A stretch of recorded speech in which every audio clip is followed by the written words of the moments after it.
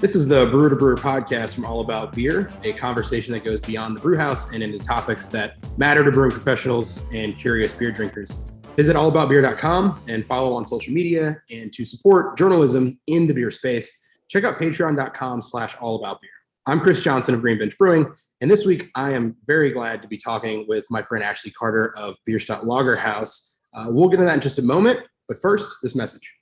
First Tea is a proud sponsor of the Brewer to Brewer podcast. They've been working with brewers on a wide range of ingredients and delicious beers. First Tea combines the flexibility of order sizes with the experience you need to create innovative and successful tea beers. They get you the most direct from farm tea selection, so you are working with flavorful and consistent products.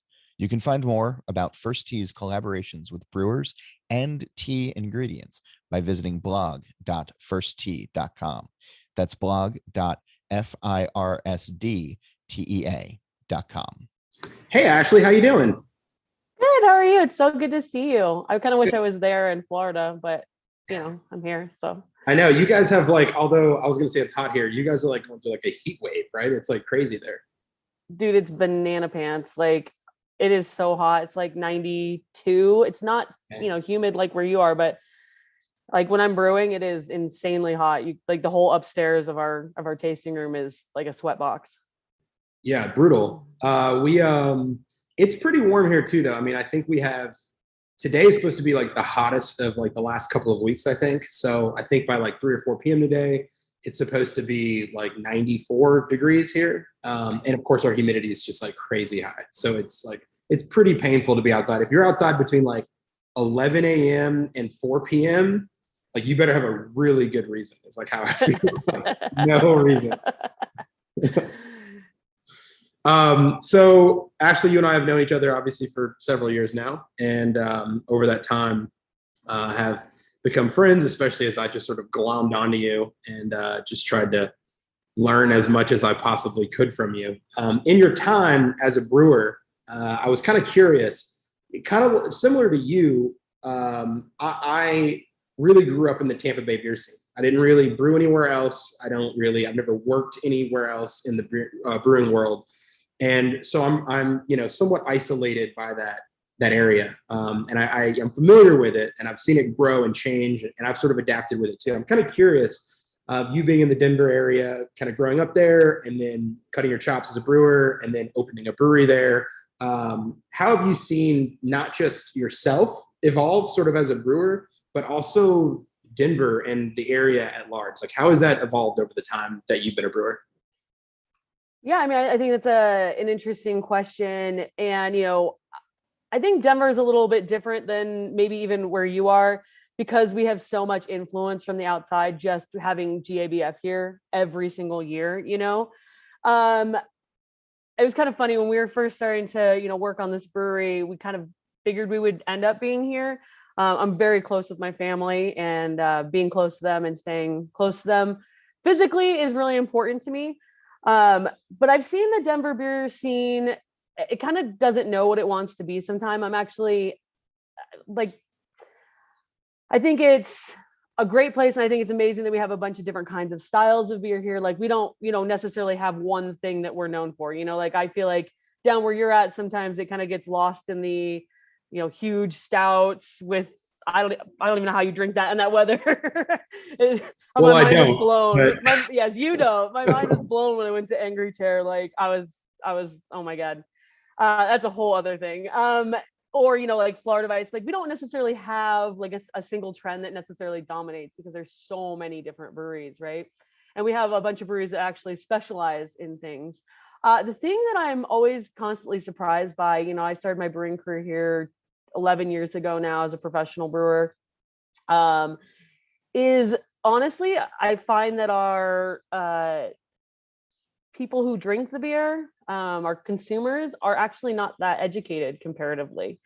I'm not sure how that is with you guys there, being kind of a younger, newer, up and coming scene, but I find that even with the amount of breweries and the amount of time that it's been going on, and you guys kind of touched in your podcast when you talked to Jeremy, is that we're kind of the second generation of breweries kind of and brewers and people drinking beer. Like my parents drank craft beer, not a lot of it, but I was familiar with craft beer from when I was, not old enough to drink.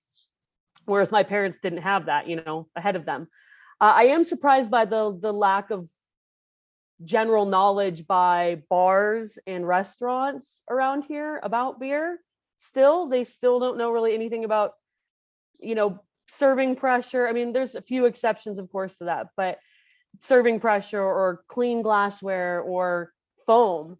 I'm actually quite surprised, and have been over the years, that really hasn't changed that much, despite the number of breweries and the number of brewers doing it really well. So I think that's something I'm surprised in all these years hasn't changed. And I'm not sure if other places have it better or different. But here in Colorado specifically, I've kind of been amazed that hasn't changed over time. That's a really interesting point. I mean, I just got back from the Czech Republic earlier this year, and you and I have talked about that trip a lot. And something that struck me when I was there was the knowledge level of the average consumer, right? Czech Republic being a place where they drink more beer per capita than anywhere in the world. These people are very familiar with beer, but there was a very general lack of knowledge about beer in a way that I'm not saying I expected them to know necessarily more, but it was, and I guess actually to frame that, there was like technical knowledge, obviously, that they didn't have lexicon for, but there was an understanding about beer that they had without being able to like articulate some of the things. Like, for example, everybody in the Czech Republic that I spoke to, just regular people in a bar, understood and were more familiar with hops than anybody I know in the United States, even most brewers in the United States, because almost everybody that lives in Bohemia went to Žatec when they were in like teenagers, in high school, and worked in the summer during harvest, and they would go in the spring, and so people were like uniquely familiar with it without being able to like describe things. And you talk about something like decoction, right? Like a process that for here, most brewers, we even have to describe it to brewers. There, for them, that's just mashing. Like there's no terminology for it. It's just how it's done. And a normal person would know that. And I wonder with a place like Denver, who, especially comparing it to say Tampa Bay, which we're a relatively young sort of beer market, maybe, I think I'm always struck going to Denver specifically because people consume a lot of really good beer. And I think maybe that is what being a sort of advanced or evolved or frankly just older beer drinking market maybe really truly lends. Maybe it sometimes is less about direct knowledge and maybe more sometimes about drinking habits and familiarity with these things. Because to sort of segue that into this next thing I'm curious about, you mentioned that there are breweries there that obviously there's a ton of breweries there, and beer has been prevalent in Denver for so long, and people have become so used to it that it allows people like yourself to make a brewery that is really about one signature thing, right? Like a very specific style or process or theme. That hasn't happened here really. Like no one in Tampa Bay has really just picked one thing and said, this is what we do. Now, like you mentioned, Angry Chair, or, you could think of like Cycle, people who around here specialize in maybe a thing that everyone has, is excited about. It becomes popular because everyone digs it, being imperial stouts in that sense. But neither of those breweries, I think, set out to just make that one beer, right? You, on the other hand, you are a German lager brewer, and you're surrounded by a ton of American brewers, American styles, or styles that Americans have taken and sort of turned into whatever. Like, where do you personally get your inspirations from? I think, having so many breweries, it does allow me to choose this one thing. Although I think that honestly, anywhere it could be popular. I mean, to be fair, lager is on a 150-year winning streak. Like I didn't choose something like obscure, to specialize in necessarily. It seems obscure because of the craft scene or whatever, but in general, 9 out of 10 people are still, drinking craft, or still drinking, lager, pale yellow lager. Like, I don't think that that's anything that's necessarily going to go out of style at all. So I think in that way, it seems like I've focused a lot, which we definitely, have, especially on the German components of it. But, I like to think of myself not just as a German brewery, even though our core beers are like that, but as a lager brewer in general. And, for me, lager and lager yeast and all those things, those are really kind of what I'm passionate about is what does lager, what is lager? Like, what can lager be? And I don't mean by like being gimmicky or whatever, but I do think that we get into this idea that you can't use the ingredients for something specific, right? So we made a beer called BFL, Big Fucking Lager. And it's wild, right? It was kind of like, I wanted to see, why can't you just make beer out of beer ingredients that, has all these qualities? Why do you have to add, corn, sugar to it? Why do you have to add enzymes to it? Why do you have to do all these things to make a really big malty beer? Why can't lager yeast do that? And if you treat everything the right way, you actually can get to that point. Same with making, a corn lager like I'm drinking right now, is our corn lager that we make generally for May, but this year corn harvest got pushed back a little bit. But, again, like not experimenting, but using really good ingredients and really good techniques to get a specific result, without gimmicks, without, forcing it, I guess, I would say. And so I'm really passionate about lager yeast. Now, I love drinking Pils and Helles probably the most, which is why I make that majority. And honestly, if you told me I could never make anything but Pils and Helles again, I'd be just fine with it, to be fair. But it's nice to, kind of explore the other things about lager and lager yeast in general. And, making Czech style beers using Czech lager yeast, and how is that different than using our, standard 3470? And also, what is our 3470 lager yeast capable of?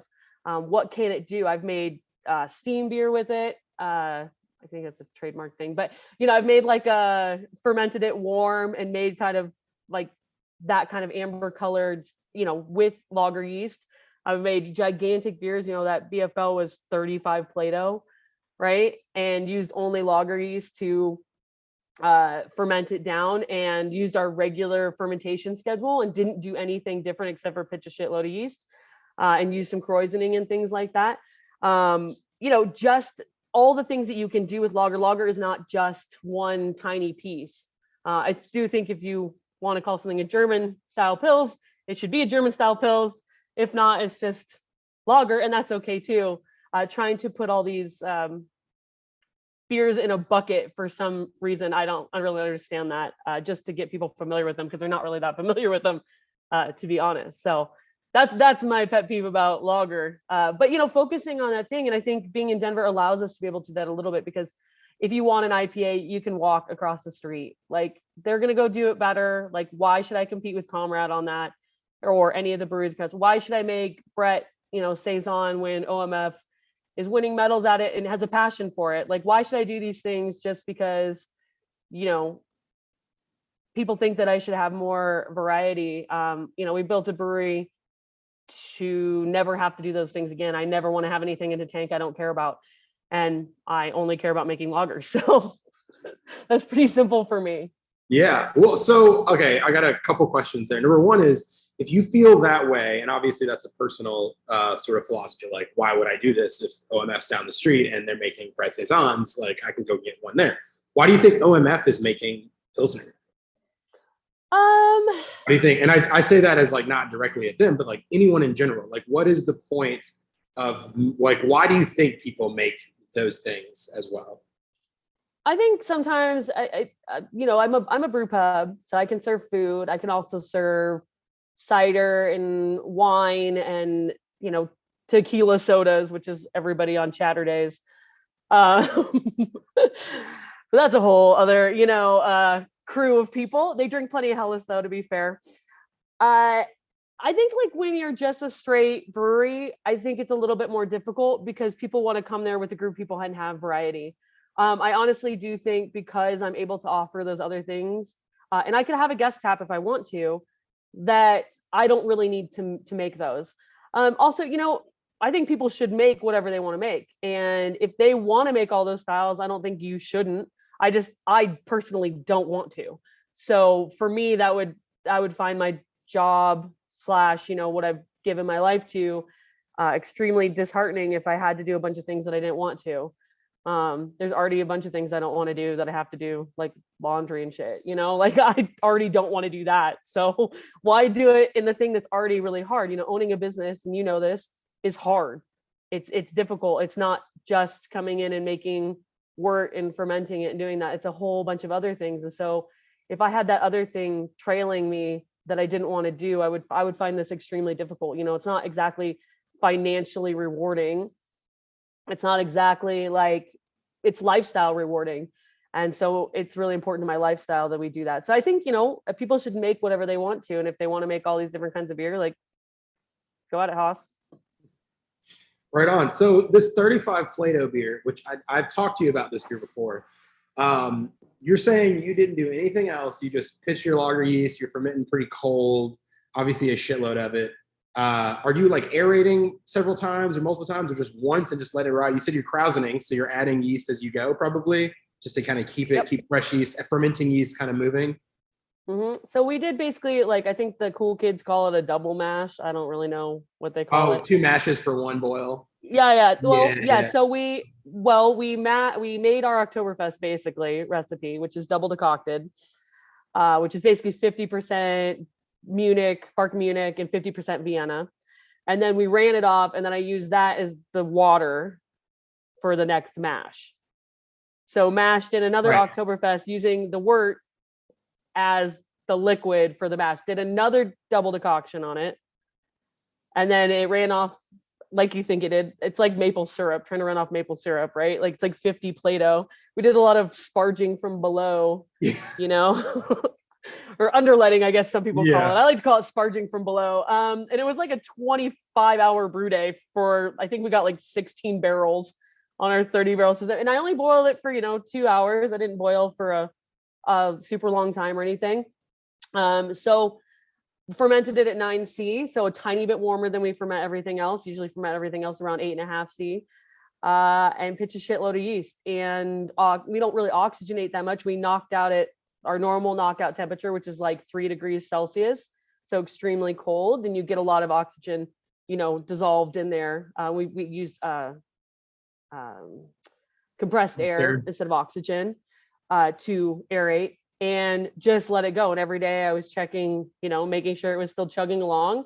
And it did. And I kind of wanted to push it a little bit further. So I had a dunkel that I had at high kreuzen, and I used that to kreuzen it towards the end to kind of give it that last push to finish. And it finished at 9 Plato.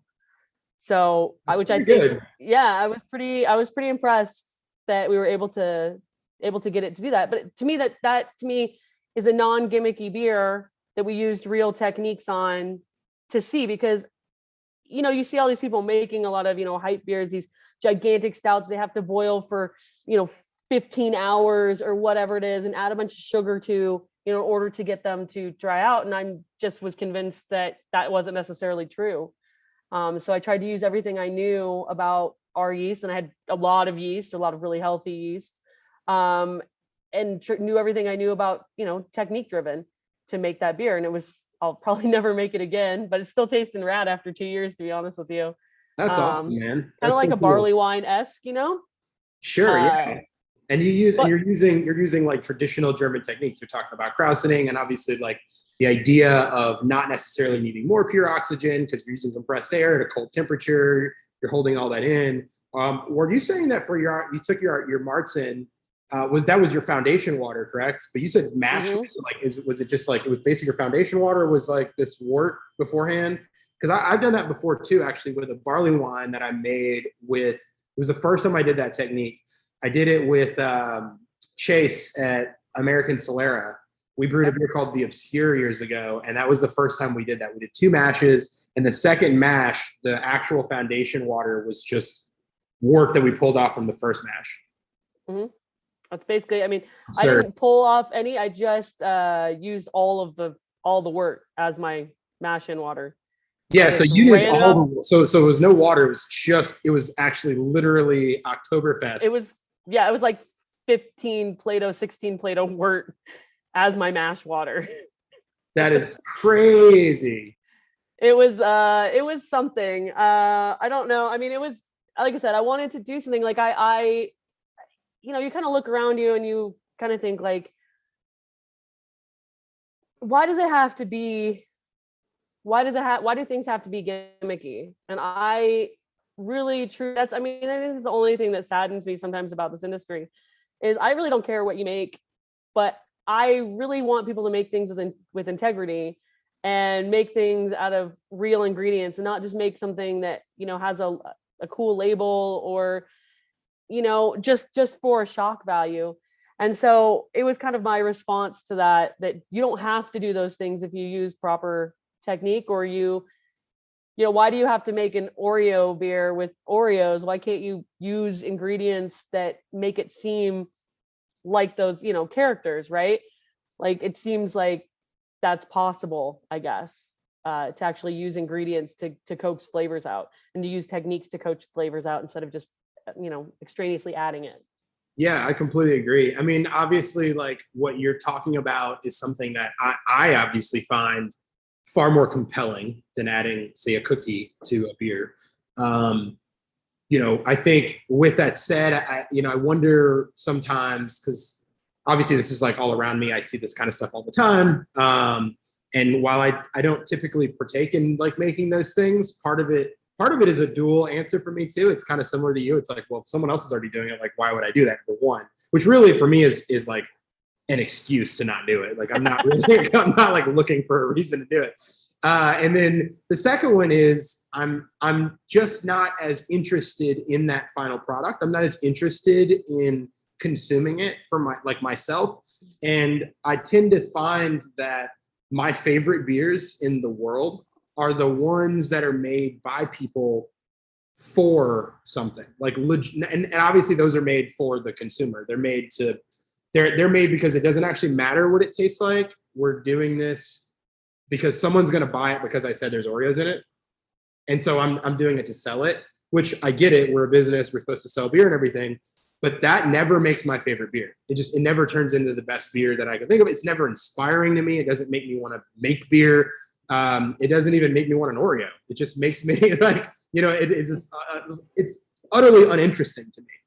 Whereas what you're describing is extremely interesting to me. So if you're like literally surrounded by all this, like can you give us some examples of your favorite beers, the beers that you love the most? And maybe not just styles, but like actual brands that you find inspiring, that you find interesting, and that, you know, just are your favorites. Yeah, I mean, it's weird. I have this like funny crossover of friends, I guess. Most of my friends in this industry and most of the people that I talk to on a regular basis are owner brewers. And it's funny. Almost at every one of those places, I can find a beer on their list that is inspiring to me because they gave a shit about it, right? Like there's something about owning the business and also still being the person, you know, that's involved in recipe development, that's involved in the processes, even if they're not directly, you know, on the brew deck all the time. But when, you know, like you, Evan Price, you know, at Green Cheek, around here, Comrade, you know, the IPA, Call to Arms, Little Machine from around here, you know, these places are, the owner / brewer is directly involved in the beer every day. And I can go to every one of those tasting rooms and find a beer that I want to drink, you know, 10 of, honestly, because they want to drink 10 of them. And I think that translates really well. And so, you know, as far as those beers are concerned, I think that there's a lot of them, whether it's like a really good IPA or pale ale, or they're really trying to work on, you know, crushing their lager game. And doing some of those things, or even at like a place called Little Machine, they make this fruit beer, which isn't like, I'm not a fruit beer drinker, obviously, but they have this beer called Raz Against the Machine, which is completely amazing. Like, and it's because he's taken so long to work on this one thing and make it perfect. You can tell when you drink it that it's all the right things. It's balanced, it's subtle, it's, you know, nuanced. And I think that almost at all these places, and I know I've forgotten some of the places, but when the owner is instrumental in making the beers, I think that you can taste that in the beers, because they want to sit there and drink it. And they've put more than just their time into that place. They put their money, their energy, and their livelihood on it for that. And I don't know that it's true across the board, but that just happens to be most of my friends. And maybe they're my friends because they also make really good beer, and I don't have to not look them in the face or go to their place, so that's helpful, I guess. Yeah. I don't want to be choices. friends with people. I don't necessarily want to be friends with people where I don't want to drink their beer. That's very hard. Right on. Well, so I wasn't fishing for that, but I appreciate it. What are some examples of German beers that you find are your favorite versions of some of the stuff that you do? Yeah, I mean, I think it's hard here. I think part of the reason we did do what we did was because you can't find fresh examples of those beers here in the United States. Not at any frequency. I mean, they are, frankly, most of them are garbage by the time they get here. They're so damaged. They're so sad. But when I'm over there, I think actually, some of the Doppelbocks arrive okay. Corbinian from Weinstefan is excellent Doppelbock that you can get here in pretty good shape. But when I'm there in Germany, I think, at the very beginning, the best examples you could get here was Bitburger. Those are the first kind of beers that inspired me. Our Pils is 11.7 because that's what Bitburger starts at. The hop character on it's really nice if you can get a fresh one. But having traveled there now, Augustiner Pils, which you can't get on draft anymore. I don't know. You used to be able to get it on draft at like one or two places. They yelled at me when I tried to order it with Bill in April when we were in Munich I ordered a Pils and they were like, we don't drink that. And he told me that was going to happen too. And it's exactly what happened. I ended up finally getting a bottle, but it was old. Yeah, absolutely. I mean, you used to be able to get it on draft at that place and you would try to order it and they'd be like, no, you don't want that. It comes in a small glass. You want the big glass. And they would try to wave you up and be like, no, dog, we want 5 of them, like roll them up, let's go. And you'd have to argue with them. But now you can't even really get it on draft there since COVID, which is unfortunate. But that beer, I mean, honestly, everything from Schönram, and I've been lucky enough to know Eric Toff personally and call him a friend. So, that's a super inspirational place for me. And those beers, across the board, I think his Pils is, hoppier than ours. And I don't prefer them that hoppy necessarily, but from start to finish, every one of his beers of the German styles is the best. It's the best I've ever had. And going there and drinking it with him and seeing his place, Schönrammer Gold, his export beer. They have a Leichtisch beer. It's a light beer, which is awesome. His Dunkel's excellent. But even those beers, come here once in a while and they're just a sad shadow of what they should be. I mean, if you ever see a German style beer that has a veil to it, a haze to it, like you might as well not drink it because it didn't come here like that, or it wasn't brewed that way anyways, unless it was specifically a Keller beer. But so some of those beers are really definitely, like, I actually got my Schönrammer glass right now that I'm drinking out of, are very inspirational to me. And those are the beers I like to drink when I'm over there and seek out. Awesome. Yeah, those are pretty much all the best ones. Oh, and Ondex, of course, right? Doppelbock. Oh man, after dude. you hiked up the mountain. Is the best Doppelbock I've ever had in my life, for sure. And it wasn't even like close. Like I had a half liter and then I finished with another half liter because I was like, who drinks a liter of Doppelbock? I did. I didn't know I did, but I was that guy. Their Weiss beer also is pretty spectacular, and they had Helles and Special on as well, which were really good. Tegernsee was one that I was like super stoked on because I love their Helles. And then I had a side-by-side of that one in the Augustiner. I was like, shit, I think I like Augustiner. I didn't think I did. I mean, I was sure it was the best one, but I drank so many of them that I was like, I don't know.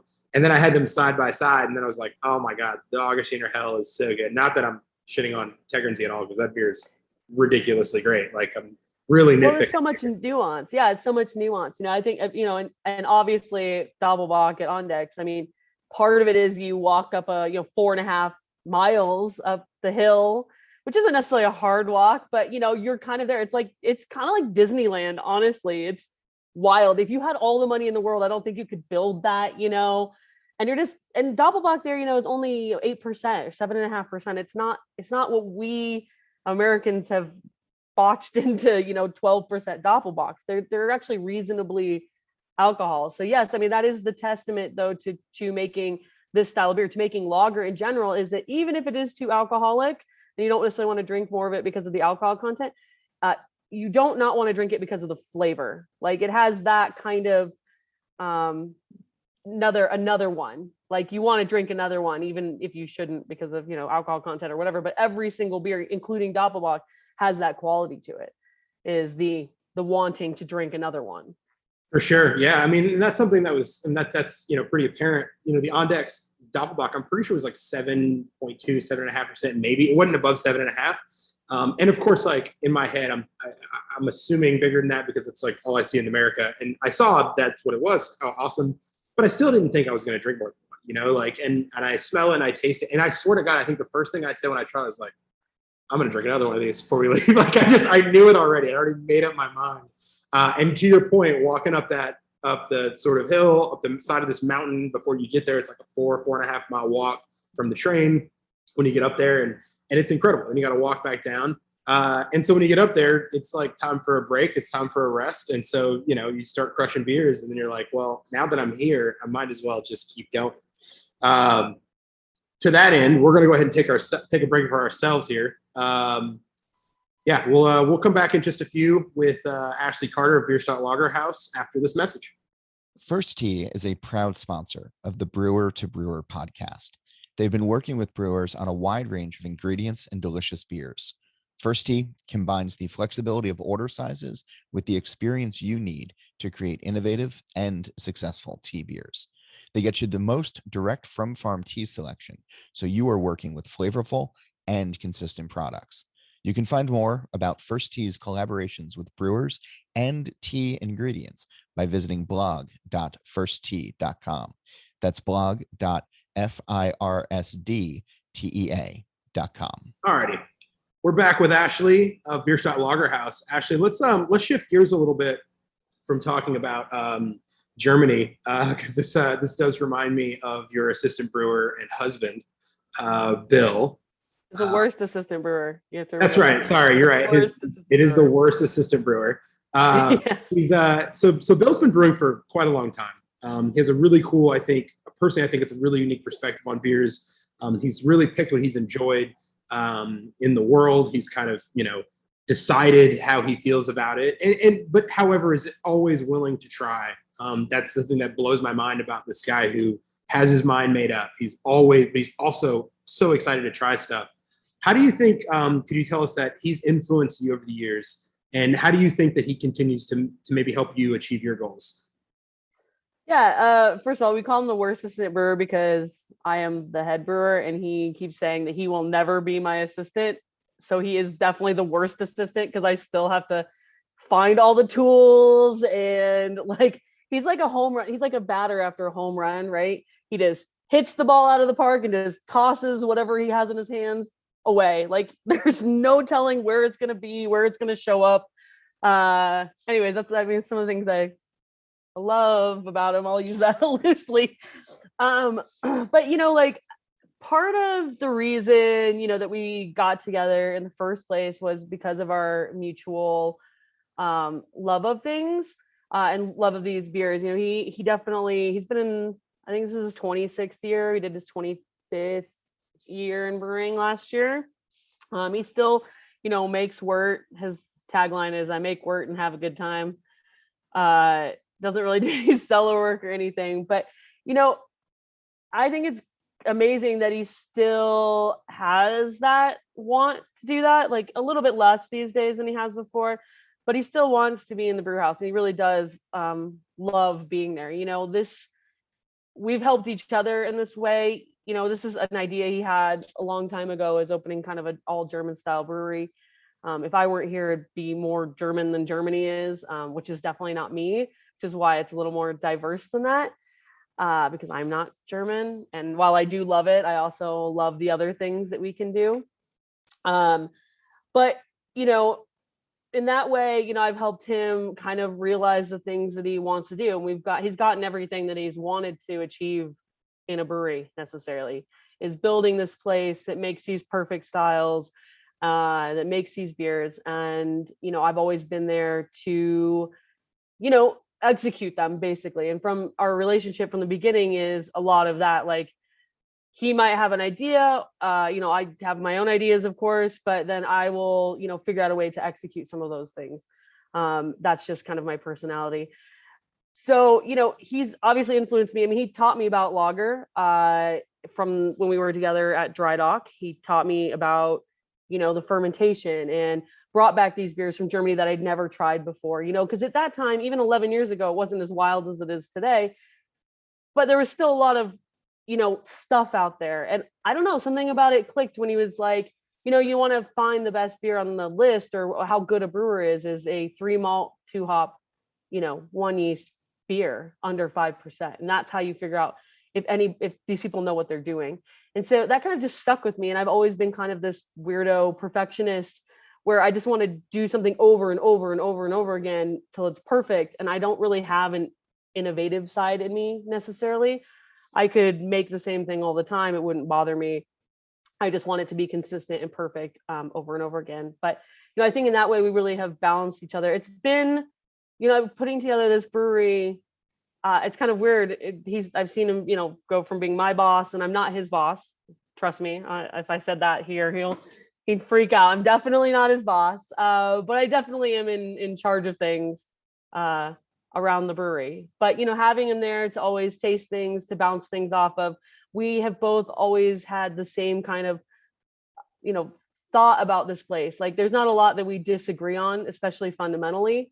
And I think that that's kind of why it works for the two of us. And, I am impressed that he will try different things, because I'm a little less likely to try new things. I like to drink the same thing. It's a kind of a funny joke that I'll just say, like, I don't like ales. Like, I do like ales, but I'm just, if I don't know that it's going to be pretty good or came from a reputable place, like, I'm just not into trying new things. And he'll try anything. I was impressed. He tried those beers at Angry Chair. I had a sip of it, but he was like stoked on trying it. I've never had one of these before. Let's try it. And that's just not me. It's not that I'm kind of afraid of it. Honestly, I'm afraid. I'm scared. I know what I like. I want to keep drinking more of that. I like drinking beers in quantity. That's my personality. So I'm always impressed that, that he still wants to be there doing the work, and he's not afraid of doing work. I mean, how many brewers after 26 years want to still be lugging hoses around, or, if he's got a keg, he would keg. If he's had to clean kegs, he would clean kegs. Like, that's something I'm very impressed with him always, is that, ability to still want to be in the brewery like that, even if he stepped away a bit. Yeah, I couldn't agree more with everything that you said kind of about him. Like, he said something to me once. It was somewhat recently, but I'm pretty sure he had said it to me before that too at some point, that his, similarly to you and something that you kind of said, you guys do share a lot of similarities in what you love and what you like, and how you want to make the products that you make, which is obviously why it works so well together. And it comes through, obvious, I think, to anybody that knows. But he said to me that he cares about perfection, and you mentioned perfection as well. Like, I want this thing to be perfect, and he said that his sort of philosophy, though, kind of is that in order to be perfect, you really kind of have to focus on it. Like, you can't really deviate too much, unless otherwise you are kind of losing focus on perfecting something. And for a person who feels that way about perfection, and I think in a vacuum, that statement seems quite, and I know that you share this sort of feeling for the most part, that statement feels arguably unadventurous, right? And from in that sort of bubble, the dude is super adventurous. Like, he's not that at all. He's not adventurous at all. Like, he's very excited about trying new things. He's very excited about just seeing what's out there. When he hears something, he might shake his head at the moment, but he wants to try it, and he wants to experience it. But obviously at the end of the day, understanding that, like, what he cares about is the perfection in these little things, which obviously you do too, because you guys' beers are immaculate. I mean, they're just consistently incredible. So when you're not drinking those consistently incredible beers of yours, what other kind of styles do you like outside of lager, even though I know you don't like ales? So like, are there a few that come to mind that you're like, you know what, actually, I really like these. I enjoy these styles just in a bucket, you know? I like good West Coast IPA, like bright, right? Bitterness, right, to it. Sometimes I'm sad that they're like 7.5%, you know what I mean? Because I want to drink a couple of them. But I really enjoy like these nice, bitter, clean, nuanced, IPAs that have a little bit of, dank, a little bit of like that pithy grapefruit, kind of character to them. I love a good, pale ale, same thing. Like I love beers that are made really, really well. I like stout, like a really good low alcohol, stout, a lot of beers that you can drink a lot of. Some of these are the things that I kind of seek out if it's not just lager. Again, I like to see what other people are excited about too, from their own breweries, so usually people will be like, oh, what do you want me to bring you for my brewery? And I want them to bring me the thing they're most proud of and excited about, even if it's not necessarily my go-to style, because I know that there'll be something in it that is, is drinkable and delicious because it was made with a certain level of passion and care and drive. And I think you can taste that in beer. But, I'll drink Bagby has this beer called Copycat, which is basically their copycat of Sierra Nevada Pale Ale. And I could drink the shit out of that there, over and over again. But honestly, his lagers are really good. So I usually don't bother that much, as it turns out. So, there's a bunch of beers out there. Again, I've mentioned Comrade a couple times, but I think that Superpower is maybe one of the finest, just straight up IPAs out there. Again, I'm sad at 7% sometimes, but I think it really like pushes the line of being just the right amount of bitter, just the right amount of dry, just the right amount of like all the different kinds of hop character, not just focusing on one being just sickly sweet or just straight fruit punch. It has some of those kind of dank, piney elements that I also enjoy in those beers. Yeah, man, I couldn't agree more. I mean, obviously, all the styles you mentioned, IPA, I love IPA. I love West Coast IPA, and I feel the exact same way.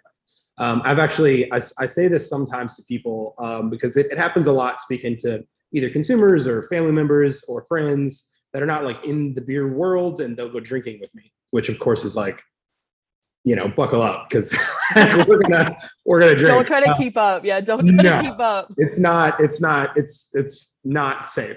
But I always say to them, especially because they'll see the way I order versus how they order.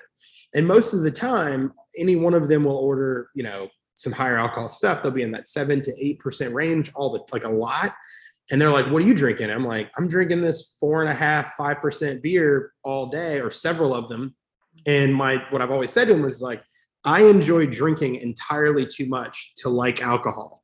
Like I like drinking. Like I love drinking. And if I'm going to drink, I'm going to drink. Right. And I've, figured out how to do it as long as I possibly can once I start, because I love the act of drinking. It's my least favorite part is actually getting really drunk. Like that sucks. Because then I can't do it more. And I like just drinking. And so I do always find myself like upset when, especially if I go into a brewery and it's just like, there's just everything 7+. And I'm just like, what am I even doing here? Because this is just it's going to piss me off more than it's going to make me happy. Because I'm going to have one beer, 2 max. And then I'm going to be like, well, what do I do now? Like, I don't even want to do this. So yeah, I feel the same way. I love drinking beer. And part of that, is with people. I don't love just like sitting at home and crushing beer by myself. Exactly. There's a time and a place for that, of course. Exactly. But for the most part, I like being around people and I like drinking all day and I like having my wits about me. I don't like necessarily being like drunk, but I do love drinking beer and I do love drinking beer with people. And I do love like how the conversation loosens up. And I do like how you can start talking about, all sorts of things. And honestly, I've said it a million times and I'll say it again, but sometimes I find the least interesting thing is the beer, right? And that's how it should be. I want to drink the beer and forget about drinking the beer. I want to talk about all the other things. I want, I don't want to be, we talk about beer, of course, when we're sitting together a lot and what we think of it and if the bitterness is right. And, we kind of analyze it. But I think for like the average consumer, that's just kind of like sad a little bit. And I think I want to see more people just drinking the beer and talking about the other things that actually matter. And I like making the beer that can make that possible, I guess, and making under 5% beer, I think lends itself to that. It lends itself to more conversation. It lends itself to, being there all day in the beer garden or, sitting at Web City. Like, I love that. Sitting outside, talking shit, about everything, Tampa Bay or whatever it is. You know what I mean? You got Brady on your fantasy team, Yeah. So that's one of the things I like about drinking and like about hanging out with people is they facilitate each other. And so, I get really sad when beer's 8%. Like, how am I supposed to deal with this?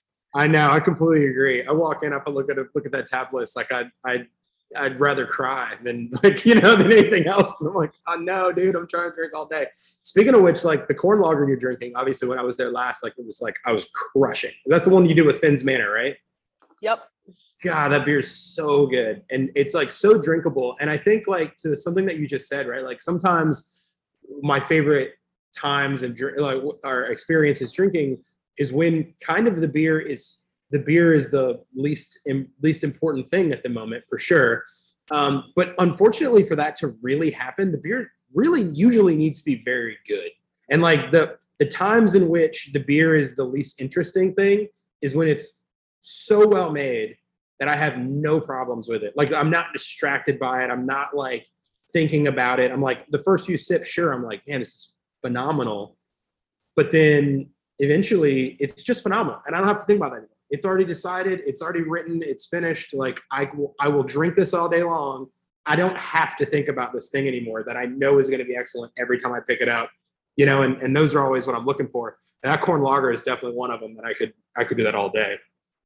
Yeah, I'm sad we're like on our last few cases of it because it was really rad this year and I love making it. And it's a tough beer to make because it is very technique driven. But at the end of the day, like I want to drink it out of a can with a lime stuffed in it and just like crush tons of them. Like that's what I love about it is that I'm like, man, this beer, if you think about it, you look at it and you taste it and all those things, you're like, this is rad. And you're like, now I can get to, talking about the other things or doing the other things. And there was actually, it was funny. I think most brewers kind of understand what you and I are talking about right now, which is that idea that if it's so good, you don't actually think about it. I was at Resident Culture for their Lagerfest a few years ago, back in 2019.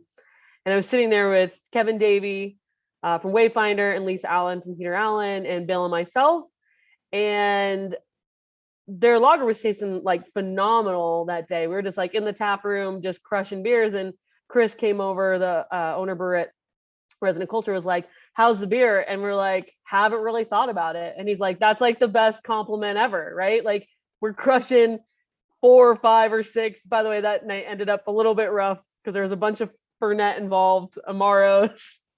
And then we ended up at a Buffalo Wild Wings drinking double gin and tonics at 2 a.m. like you're supposed to, I guess. So the whole evening went downhill, but it's because we were crushing all this lager and, not even thinking about it. And I think that that's, kind of the testament. That's what we're all looking for. I always say, Helles kind of toes that line between bland and sublime. Like you shouldn't really think about it. It should not be cloying. There should be nothing you want to change about it from half liter to half liter, or pint to pint.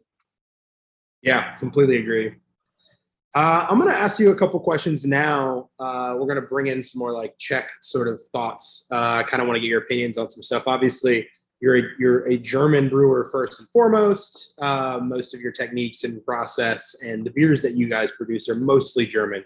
You do make some Czech beers. Obviously, the Tmave collaboration you do with Bagbeat, which is so good, based off an experience that you had at Fleku together in Prague. So what do you see the fundamental differences between German beer and Czech beer? And obviously, like what elements of each one do you kind of prefer? Overall, I definitely prefer German style beer. And that's because it is a little bit drier. There is something about Czech beer that I find very satiating. And not necessarily in a bad way, when you're drinking it. Like I had my first experience with Czech beer on that trip that we took to Prague, actually from the source. And I finally had an experience, because honestly, until that moment, I was not sure that I liked anything about Czech beer. I mean, really, most of the time, unfortunately, I see a lot of brewers that I adore and love that make their Czech beer with German style yeast, which is fine. But I think I prefer those ones, but I'm not necessarily that it translates the exact same way. I think it can when proper techniques are used, but I think the yeasts are fundamentally different. But I did have a moment, sitting at this bar called Cantina and had a Pilsner Urquell, and that was the first moment that I felt like, oh, I fucking get it. Like, it was the perfect amount hoppy. It balanced the malt character to it, and I did want to have another one. But unfortunately, until that moment, I had a lot of clunky examples of it. Even Pilsner Urquell, which blows my mind that in Prague you can get so many variations of the same beer, some excellent and some just god awful. I was not sure until that moment that I had that beer, and so finally having it and understanding this balance between sweetness and hoppiness is very nuanced, and I think that they can get it right. And same with that beer at Fleku. They make a Tamave, so dark 13, and that dark beer, again, a lot of the other darker styles are so sweet, I find them almost undrinkable, but they're not always completely undrinkable. But they can be hard to drink, some of them. So I think that the main difference is honestly some of that satiating sweetness, but I think it takes a deft hand when you're doing it. And I think that sometimes, brewers want them to be so dry that they do use, German yeast instead of Czech yeast, which can work. I just think it's a little bit, it's more nuanced than that. Yours is really excellent, and I'm pretty sure you do use German yeast, but it does taste more authentic than a lot of the ones I've had that are just trying to be German, honestly. Yeah, that's a good point. Actually, I had a conversation a few years ago. I made a Timave, I think it was an 11 degree that I had made a few years ago, and I brought a can with me down to Mexico to Querétaro to Josh Bringle from Hercules Brewing, who Josh is an old friend of mine from here in Florida before he moved to Mexico. And he had Timave, and that batch was actually made with 3470. And he called it out immediately. He was like, "Is this 3470?" And I said, "Yeah." And he goes, "I thought so, because it translates as arguably too clean. It's like a little bit too clean, a little bit too crisp." And it wasn't necessarily the driest beer in the world. It still had a higher final gravity than, say, most of my beers that are with 3470 come out to.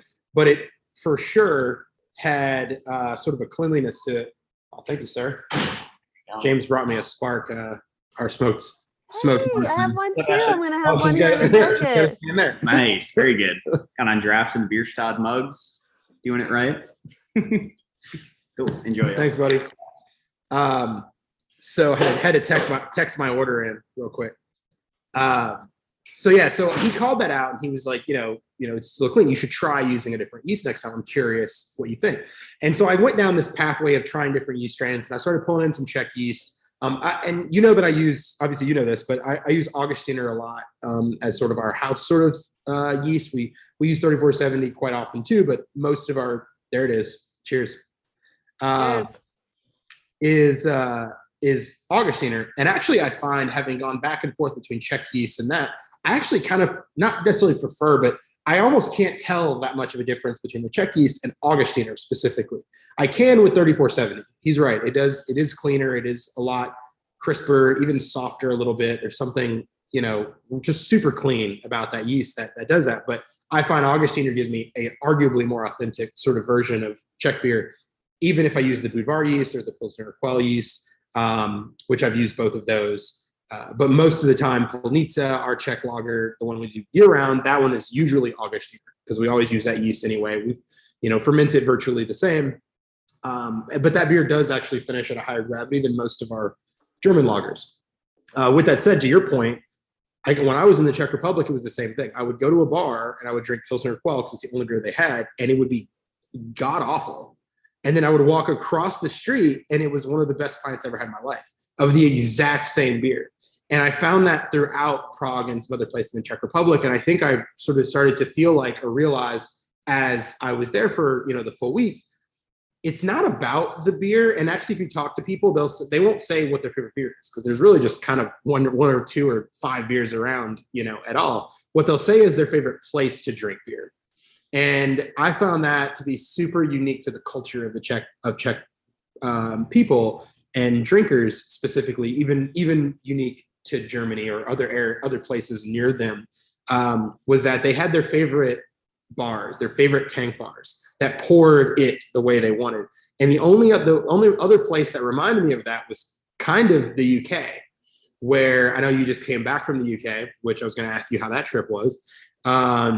But into that sort of question, I find a lot of people feel that way about cask ale, where they'll say it's not about, because you can literally have a cask ale at one pub and go across the street to another one and they taste massively different. One is trash and one is the best pint you ever had in your life. And it reminded me of that a lot. It reminded me of that sort of character. What'd you guys get up to in the UK, and how was it? It was great. I missed lager when I got home. Naturally. I mean, it was fine. I drank a lot of scotch and a lot of Guinness while we were there. We kind of traveled everywhere, which is pretty cool. It's kind of a spot I had not been to ever, really. I've been to London, but it was a long time ago. I was 20 the last time I was in London. So I had no I had no drinking experience besides, bathtubs full of Busch Light. Really. And my friend there was young too, and they were drinking Smirnoff Ice. So honestly, I'm not joking. They were drinking. That was what they were drinking to get drunk. Was not even ironically. No, not even ironically. That was what they like, the sweet, super sweet. So, which I find hilarious right now. Yeah, so we got to go do a bunch of things. We got to go have a bunch of cask ale. Mostly it was about drinking scotch. It was Bill's 60th birthday, so we kind of did that trip for him. We went to Dufftown, which is a really tiny spot. There's 50 gigantic distilleries within 50 miles. Crazy. It's insane. We walked from Dewars to McAllen very easily, and those are two gigantic distilleries. They're across the street from each other basically. I mean, it's a 15-minute walk, but I just find that insane. I didn't realize, in this town of only 500 people, at least the last time I checked, Craigellachie was only 500 people in it. There's all of these, they're in Speyside, the River Spey, that they get all their water from. So I thought that was pretty impressive. These gigantic distilleries are all in this tiny little area. I think of breweries being dense. That's a pretty dense for that amount of beer. I mean, millions of cases of beer or of scotch per year. Went into the UK. Went to London, and I got to have some cask beer. I had a really good Fuller's, which was interesting. But it's kind of funny. I almost think that kind of the beer at Hogshead is better. I hate to say that, especially consistency wise. Again, if you go to one bar and it's rad, and we went to another bar and it was just so much diacetyl, and I can't stand any amount of diacetyl, and the other one was almost vinegar, and we're cool, I am not broke anymore, so I'm just gonna leave these beers here and go drink somewhere else. But it amazed me how much Peroni they were all drinking there, to be honest with you.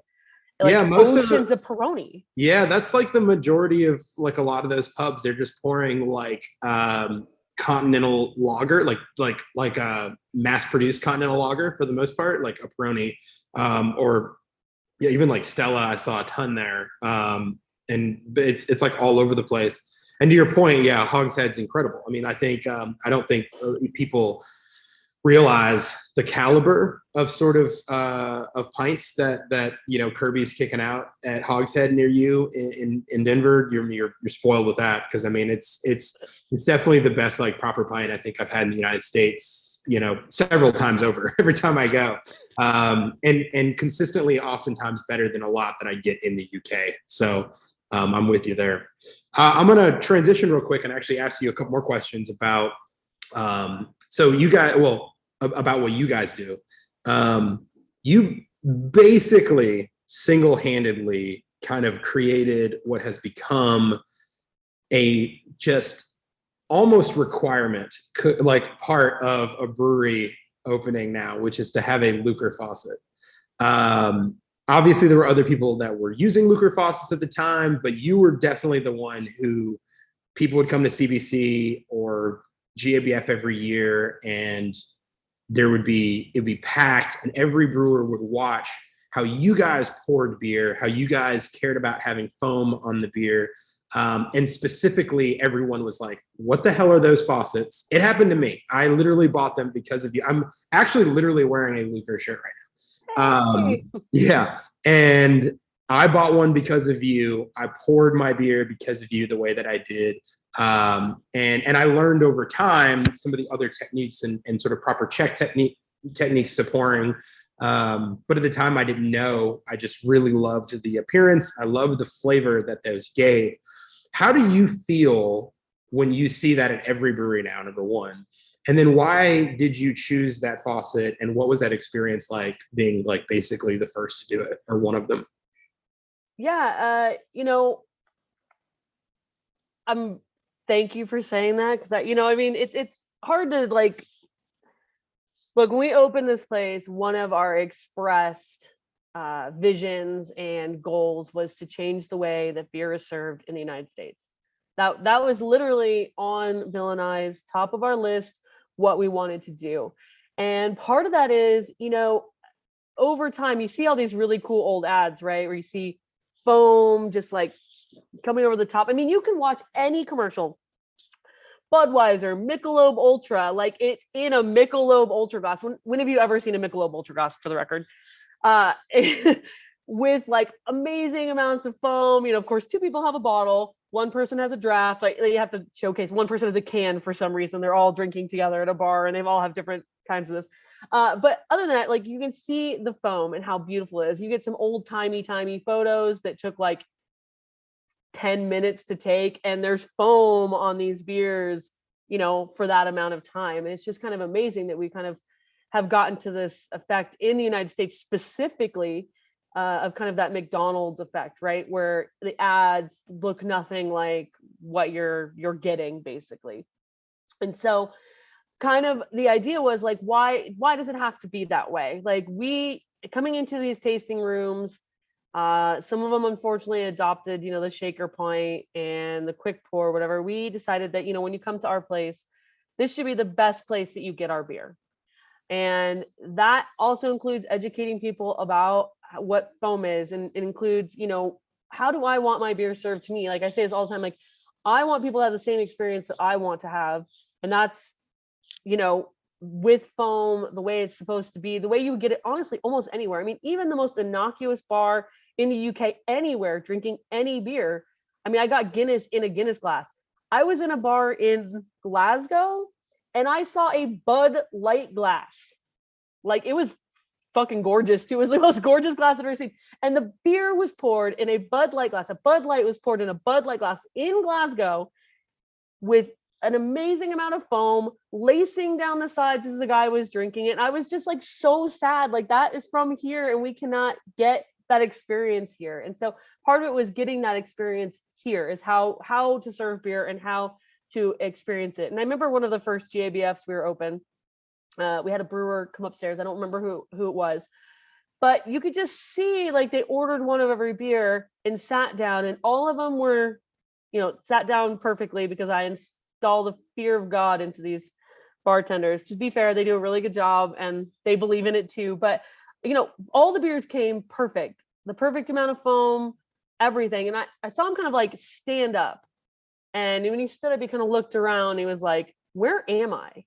Like, because this doesn't happen in the United States. And that is the kind of thing that we wanted to instill. I think we've done a really good job, people seeing that, to see that they can do it in their places too. Even when you're busy, like you're not a bar, you're a tasting room. Like, even when you're busy, even when it's hard, is just getting that difference in glassware and showing people that you care about it, right? A steak still tastes like a steak in a dog bowl, but it tastes better when it's, properly presented on a plate with some garnish and some flair to it and a little cup of sauce next to it, right? Like, it tastes better that way than just being served to you. As far as the Lucre faucet goes, for me, we had a pretty bad experience at the place that we were at before, Bierstadt, and we had these wonderful, beautiful Celli faucets. And those Celli faucets are rad. They're Italian. They'll pour pure foam. They'll pour anything. It's actually incredible. But I hate that place. And so I wanted to do something cooler and better. So I set up on a one person band to try and find a better faucet than that, a cooler faucet than that, and something that was I poured beer as well, right? So I kind of just like went down the internet hole. I ended up on this website of this bar in New York City that was a Pilsner Urquell bar that has since closed. And I ended up calling and getting a hold of the GM, and he told me about where to find these faucets. And this was 3 years before Bierstadt opened. And I saw these faucets and I was like, these are rad. And the way that they're all lined up on this like amazing draft standard with the side pull, like it's just, I mean, they're incredible, right? Like, are they not striking? Like the big faucet, like it's just amazing. They're just beautiful looking. And I was like, I want those. I don't care. And so honestly, we just found, that guy gave me, those are actual Pilsner Urquell faucets. They're made by Luker. Found them in the Czech Republic. And literally when we found them, we sent money to like a dude for 4 draft towers and 24 faucets and hoped that we were going to get them. It was literally as simple as that. I just wanted something cooler. Like, I'm not out of tricks. I know something better. I can find something better. And that's literally how it started, is just wanting to outdo my old self, I guess. Right. Yeah. So like, that's so cool, man. I've heard this story before, obviously, and we've talked about it extensively because like it's really like, I'm not trying to gloss over that statement, the point that I was making, that like you literally started the Luker like craze that is the United States, like single-handedly, arguably the reason why every brewer has them now. And every brewer is pouring from them now. Now, that doesn't mean that every brewer knows what they're doing with them. It doesn't mean that every brewer understands why they're poured that way. And it is fascinating to me that, like, admittedly, like a part of the Luker sort of explosion that's happened, which has been, I think, beautiful for craft beer. I think it's been amazing for beer as a whole. I think it's arguably one of the more important things that has happened to American craft beer in the last decade. And part of that's because of, we're always as brewers and business owners and front of house staff trying to figure out how we can engage with the consumer, how we can frankly trick them sometimes into having a more deeper conversation about what we're doing and why we're doing it and why we find that important or interesting or why they should care about it. And something as simple as this gorgeous gooseneck faucet thing on the wall starts that conversation for us more often than anybody, I think, really gives it credit for. And I think that has been a catalyst for education in a way that it's hard for me to overstate. Like, I have a hard time saying that like we would be where we are in our discussions about lager, whether it be German or Czech beers and all the stuff we've learned since then, if it were not for me or all these breweries in the country walking into your bar and seeing them on the wall. And it's fascinating because they are gorgeous. It is fascinating to me that a big reason why those became that and those are this important is like sort of out of spite. Yeah, definitely out of spite for sure. I mean, it definitely, I mean, honestly, it does boil a little bit down to that. It is a conversation starter, but it is something like, we have nitro faucets, right?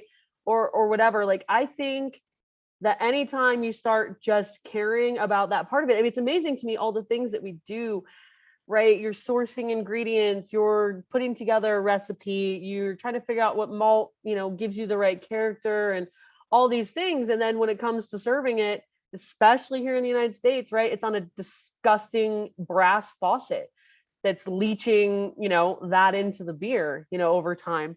And so just to take care that little bit, it just is one more step of thinking about the process from start to finish and, finishing it with the glassware, because honestly, that's where you can kind of fall down at the finish line, right?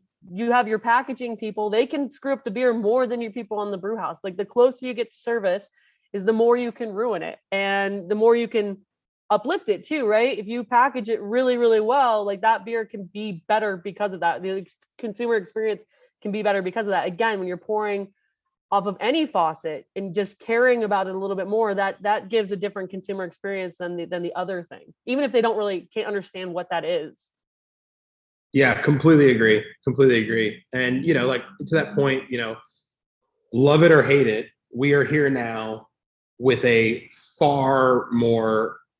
um, far more accessible understanding of pouring some of these beers that otherwise we easily took for granted as a thing that we were constantly, in abundance of.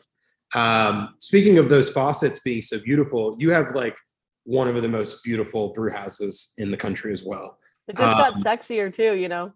Oh, I know. I saw the pictures actually, and I'm It like, just got way. It's just pure sex now. Like the whole thing is just so hot. Like it's amazing. I'm well, gonna be I honest with remember you. when you were in Orlando a few weeks ago, and you were saying that you're like, "Yo, we're tiling it. It's happening. Like paid for. It's going down." I was like, "Oh, I can't wait to see that." And then I saw the pictures that you posted online, and yeah, I was just like, "Man, I can't wait to go see this again." It's already like it was already a gorgeous brew house, and so recently Ashleigh had tiled around the brew house. She's this copper system from the 30s that she got in Germany. Steinecker system, correct?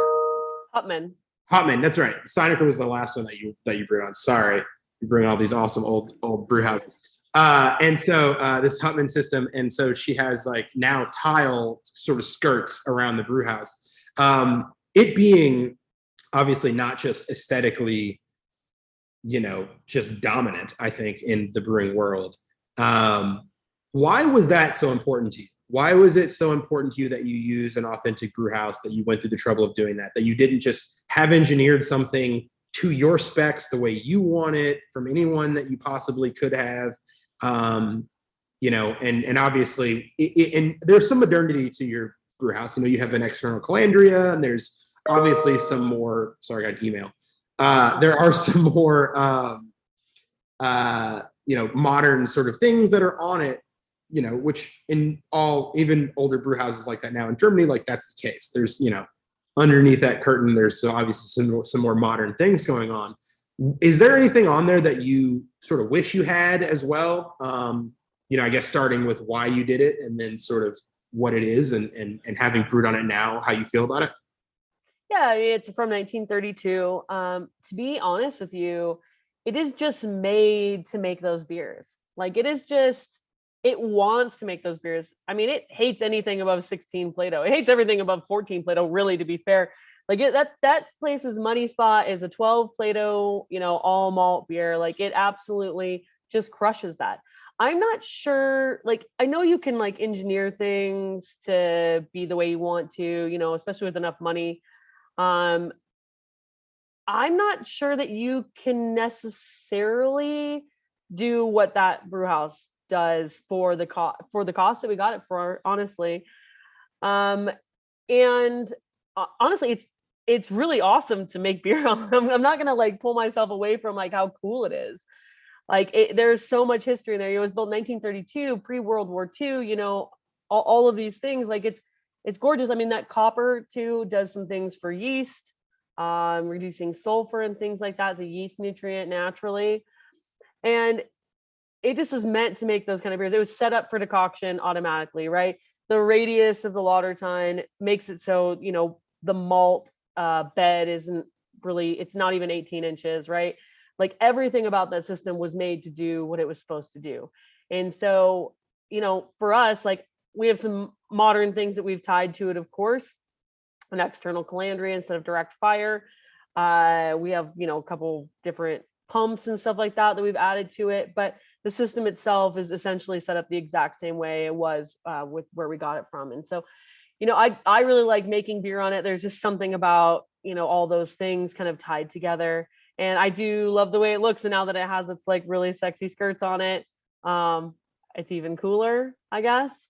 But it makes great beer, man. It makes beer. I mean, again, they've updated the plates on the lauter tun, so it's no longer, brass. It's actually still cast iron lauter tun though, which people are amazed that it's cast iron lauter tun in a copper kettle.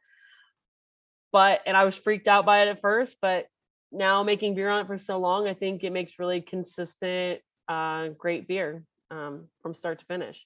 And, of course, a lot of the work is done on the cellar side, But from a brew house perspective, I don't know that there's anything I could really change about the way that it's set up. Yeah, I was actually going to bring up the cast iron there in a minute because, and I remember that being fascinating when you told me that. And back then when you told me when you were getting it and you were just opening, I remember being sort of blown away by that. And I guess fast forwarding to now, obviously number one being the fact that the depth of your ladder ton allowing you to do things with a thinner mash to make, you can have a ton of water and liquid in there without it being compacting. I finally, literally last week, we just did our first 4-to-1 successfully. We finally figured it out after like 2 years of decocting and trying to figuring it out. And now that our system is so dialed in, we tried it and we successfully did it. So we're going to play around with that sort of thinner mash now on our brew house. But so you have that. And I remember, what's fascinating about 1932, right? Like to your point, like pre-World War II, like a lot of these brew houses didn't survive that.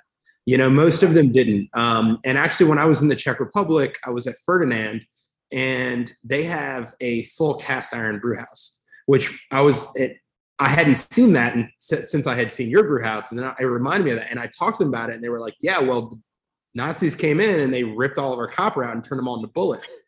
Yeah, and exactly. So they just came in and ripped our brew house out. Like our business was just here and it was gone. So the only thing they can do is put cast iron in, and they had been brewing with cast iron basically since World War II.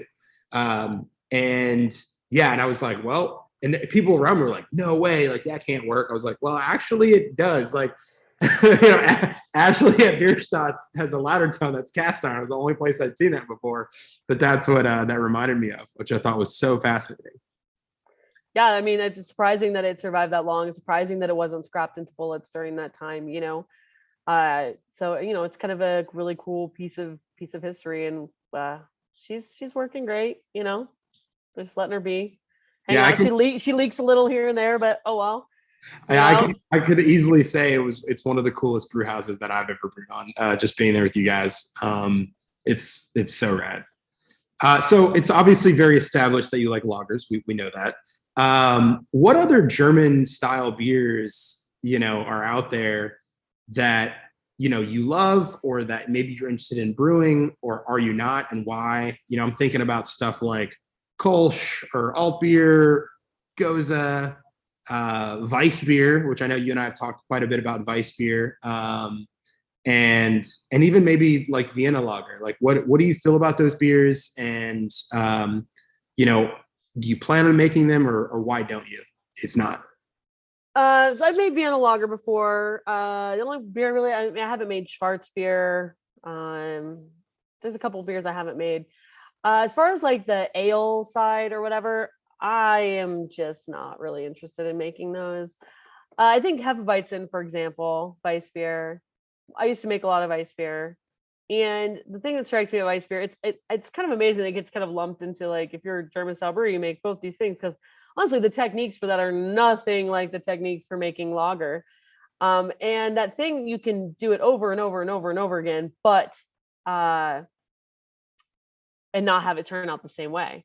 And the thing about Weiss beer to me is that it can be utterly transcendent and delicious, or kind of gross me out. Like, I don't know what it is about it. I think it's all the yeast. I don't know. I just get a little, like, if it's not good, I don't know. I get an uneasy feeling about it, kind of baloney, kind of weird sulfur, stuff like that. So, for me, like, I didn't love making Weiss beer. If there's a plan in the future, that we got an opportunity to open another brewery, I would make 100% Weiss beer brewery and just completely focus on that, because I think it's entirely different than making lager. As far as alt beer and Kolsch are concerned, I haven't had the opportunity to go to Dusseldorf or Cologne yet. It is one of the beer experiences that I haven't gotten to have yet, which is hopefully next year in the spring I'll get to do that, because I hear it is one of those transcendent experiences. But honestly, I'll just make those as collabs somewhere else. I don't really feel the need to do it at my place. And even though it would be a quicker turnaround, that's not really what I want to get into at our place. I mean, the worst thing that could happen to me, honestly, is that Kolsch becomes popular or alt beer becomes popular at my place, and then I feel the need to make more of that than the thing I really love making. So I just rather not, I guess. I make a Kolsch every year with a brewery called Westbound and Down, which is awesome. made it for like 7 years now. I made them filter it, which is kind of funny. They don't filter anything. We actually lug a plate and frame up there every year to filter this beer. But I don't really feel the need to make those beers, and I do like drinking them, and I like seeing the different expressions of them, and I will really want to have the experience firsthand, but I just don't want to make them. There you go. Simple as that. Again, I would make a Vienna lager or whatever. It's if it's a lager, yeah, I'll try making it at my place for the most part. Cool. No, I completely get it. And obviously we talked about Weiss beer so many times because I said this many times to other people as well, that it is like, I mean, it's arguably the hardest style of beer I feel like that I've ever tried to make. And I know that sounds crazy to a lot of people who maybe find Weiss beer to be arguably ubiquitous or, easy. It's around, a lot of breweries make Hefeweizen or Weiss beers. And of course my answer is like, yeah, but how great are they? Because like making them that often is a nightmare. That beer, like you can do the exact same thing one time and it comes out amazing. You do the exact same thing the next time and it's completely different. And generation to generation, that yeast doesn't really make sense at all. Like Gen 1's like really the only good one. And even then that can be ridiculous. And it's like literally a conversation that I've had multiple times, even recently with like my sales team, because I've had a few Weiss beers on recently. Like, it's so good. We should just do this. Like, let's send it out in the market. I'm like, you don't understand like how difficult that is. And of course, then like literally what happened was I got a spreadsheet that was like, put in the cost for this thing, like how much it costs to make. And then we'll assess and come up with like, how much it would cost for us to, or how much we would be able to sell it for, like FOB to the wholesaler. I said, okay. So I like entered it, but I entered it with like an understanding that I'm using Gen 1 yeast the whole time. And so they were like, why is this so expensive? And I was like, because it's the only, I told you guys how difficult of a beer this is. Like I'd already prepped you and told you. So that's like what it would take. And they're like, well, how do people do it? I'm like, well, they either make them inconsistently, which that's on the table if this is what we're talking about doing, because that's how it's going to have to be. Or B, you make so much of it that you have so much that you can blend to make the exact sort of profile that you want on the back end. Like those are like your options. And then everyone's like, oh, I get it now. That's why it's so hard. I'm like, yeah, man, like that beer. I'm always amazed that Live Oak can make as much as they do, and they use, second generation yeast and stuff like that. But every time I have it, it's really good and consistent. I don't have that, and I think maybe you have to make just a boatload of it to even get close. I agree. Because I'm not sure. I just don't, again, like that inconsistency was really difficult for me. The runoffs, at the place I was before, we had like 6-hour runoffs for that beer. Like I love brewing and I love taking a long time to do it, but ain't nobody got time for that. Yeah, but not because you don't want to. Like you don't want to do it. Yeah, exactly. You do it, like, for no reason. All right. Well, 5-hour decoctions are fine, but like running off for that time, like, no. Yeah, I'll make a 35 Plato beer after I make this double decocted Oktoberfest, but but you can keep your damn Weiss beer. So the last thing I kind of want to ask you before we wrap things up here is, we brewed a few collaborations together. We brewed a Weissenbach, ironically, a Weiss beer. Mm-hmm. Yeah. We brewed a smoked Helles, and then we brewed a smoked Marzen, which we're currently drinking, Spark. Yeah, we're both drinking it. Yeah, drinking it up. I'm super proud of all three of these beers, and obviously always excited to brew with you. So I guess what I'm going to do now is open this up for us to talk about briefly for everyone else to hear. So like, what's next for us? Because we talked about brewing another beer soon. I'm sure we'll just continue to do that. And then we'll have to incorporate what Bill like really, really wants to make as well, because I know he's chipping away at you a little bit on an idea. Yeah. Excuse me. We're gonna obviously continue to make beer together. I don't know if you know this. I don't really make that many beers with that many people. And all the beers we've made together are super rad. I'm super excited about it. It's my turn to host again, I suppose.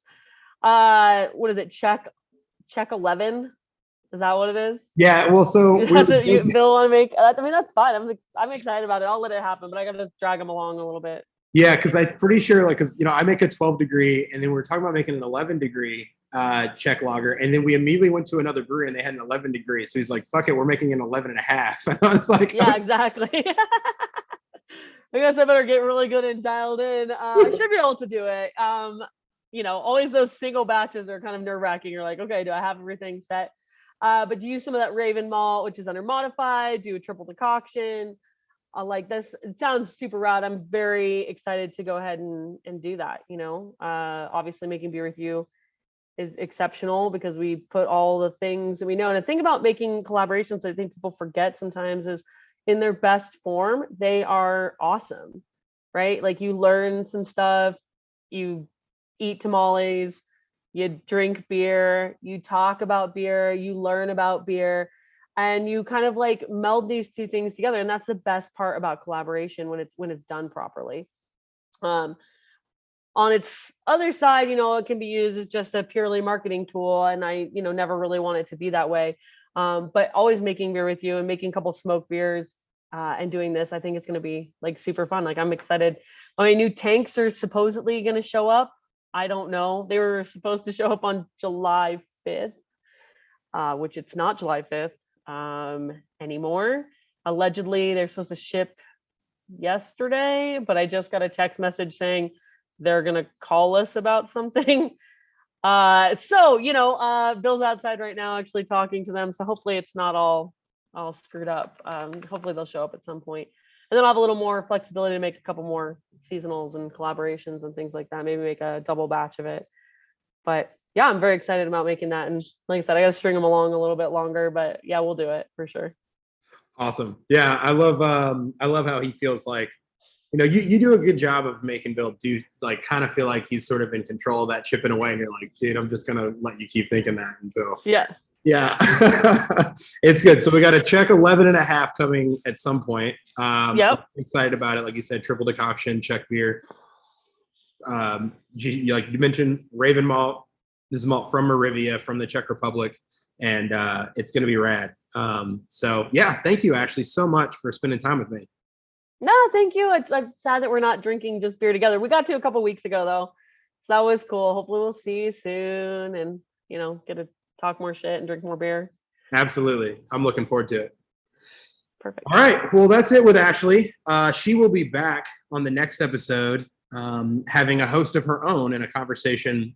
She will be hosting herself with a conversation with a brewer of her choosing. That'll be on in about 2 weeks or so. So keep an eye out for that. Visit allaboutbeer.com and follow on social media. And to support journalism in the beer space, check out patreon.com/allaboutbeer. I'm Chris Johnson of Green Bench Brewing Company. Thank you guys so much for listening to the Brewer to Brewer podcast. See you next time. Cheers. This episode was brought to you by First Tea. First Tea delivers the ingredients and experience brewers need for delicious beers and innovative flavors, flexible order sizes, and direct from farm teas for your next brew. Find out more about First Tea by visiting blog.firsttea.com. That's blog.firsttea.com.